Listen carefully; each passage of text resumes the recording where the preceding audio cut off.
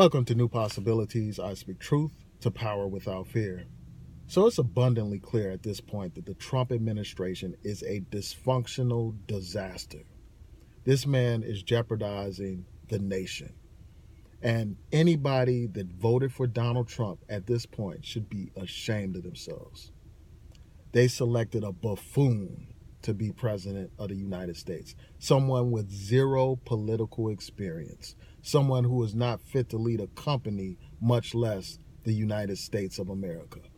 This man has been involved in scandal after scandal. You have this scandal involving the Russia investigation, of collusion, where the Trump administration, the Trump campaign has been accused of colluding with Russians against the interests of the American people, colluding with Russians in the election, undermining American democracy. So you have that on one hand.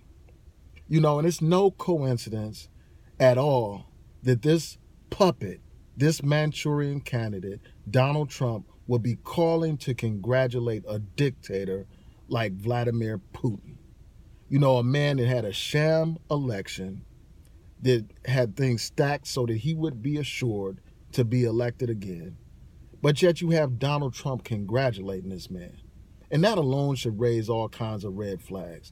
He did this contrary to the advice of the experts on his team, contrary to the advice of staff on his team.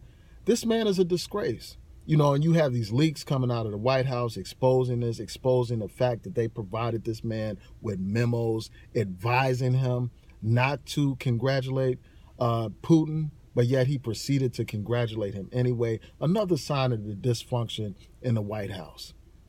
Here you have him congratulating a man whose country is accused of assassinating a spy on foreign territory, assassinating a spy in England. But yet you have Donald Trump congratulating this man, congratulating a man that has played a role in this devastating war in Syria. But yet Donald Trump congratulates him.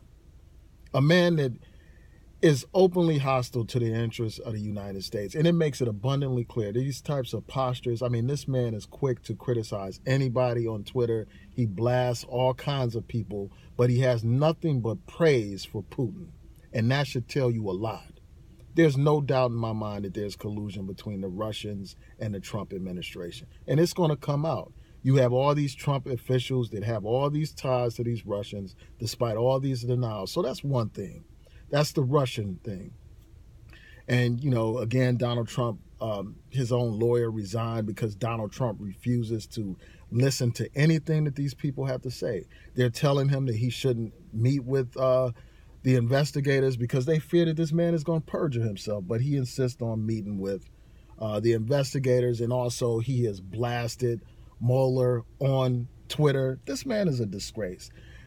This man's administration is completely dysfunctional. They have fired a lot of people. You have the Secretary of State being fired. Fired at a time when he was going to call for stiff sanctions against Russia. And I don't think that's a coincidence. So you have Tillerson fired. You have the National Security Advisor basically fired and pushed out. You have someone in the Justice Department, McCabe, fired and pushed out. You have all these firings. You have all these people resigning time and time again. So that's one thing. When you have all these people resigning, this man has been through it's going to be 3 national security advisors at this point. That makes the nation unsafe. When you have no one in place for the Secretary of State position, that makes the nation unsafe. When you have and then he's going to replace this guy Tillerson with a reactionary like John Bolton, somebody that's extreme in his views, somebody that is hawkish. If that's any indication for the direction of this country, things are very disturbing. That's one of those people who promote war, who doesn't believe in cooperating with the international community. That's a bad sign. And basically what Donald Trump wants is a team of yes men. He wants a team of sycophants, people that will go along with anything that he says and does, people that will not hold him accountable. So you have that. And then you had this guy imposing tariffs, and now China is going to retaliate. That's going to result in a whole bunch of increases in prices for various goods and services. It's going to have a devastating impact on this country.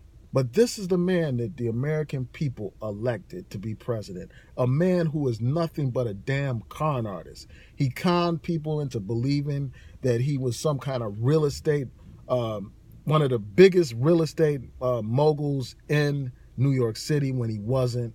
I mean, there's a documentary on Netflix called Dirty Money that exposes Donald Trump for the con man, the charlatan that he is. And it's a damn shame that the American people bought into his lies, and now we have this damn buffoon as president.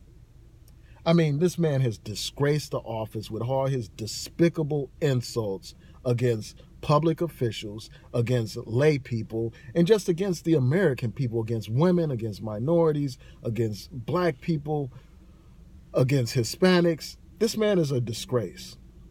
This man is an absolute disgrace. He called our sister, the sister Maxine Waters, he called her a low IQ person. We can't tolerate that, man. We have to stand up against this guy. This man is a threat to the country. And I hope that he resigns. I hope that he is forced out. I hope that there are impeachment proceedings brought against this man. You know, this man receives a lot of support from the religious right. You have these religious hypocrites, these self-righteous hypocrites that want to talk about family values and such.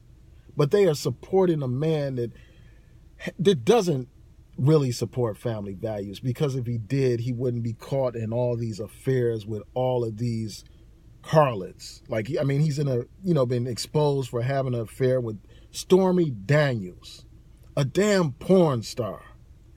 He's been caught basically having his attorney give this woman $130,000 as hush money so she wouldn't expose this man as the hypocrite that he is, as the philanderer that he is. And now there are serious ethical questions about violations of campaign finance laws. This man is a disgrace. And then you have this other situation where you had this Playboy bunny do an interview last night on CNN where she's talking about this long affair that she had with Donald Trump. And I can't remember exactly how long it lasted. I think it lasted for at least 9 months. She goes into detail. And basically you have another situation where Donald Trump essentially silenced her, from what I understand, where he basically had this tabloid purchase her story for the sole purpose of silencing her voice. And now she has some lawsuit. And that Stormy Daniels has a lawsuit. This man is a disgrace. This man is a national embarrassment. But yet you have these religious hypocrites, this so-called, so-called evangelists. They want to preach to you and me about being morally upright. They want to talk to people about family values. But here they support a man that has made it clear that he doesn't really support true family values. He's an absolute disgrace. And then, the White House has denied these allegations, again, proving that this man is a liar. He's dishonest.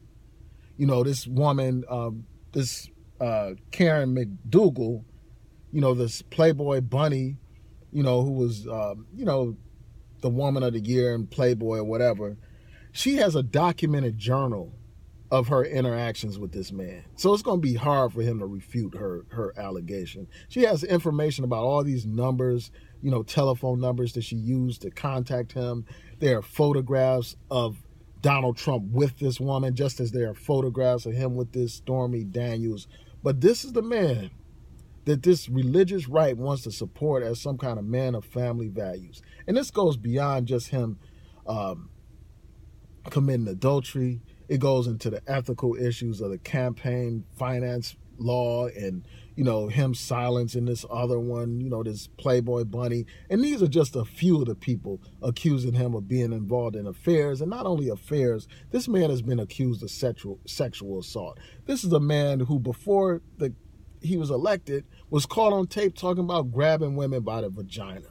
But yet the religious right supported him. They supported him despite, all the despicable things he said about Mexicans, calling them criminals and rapists and all that kind of stuff.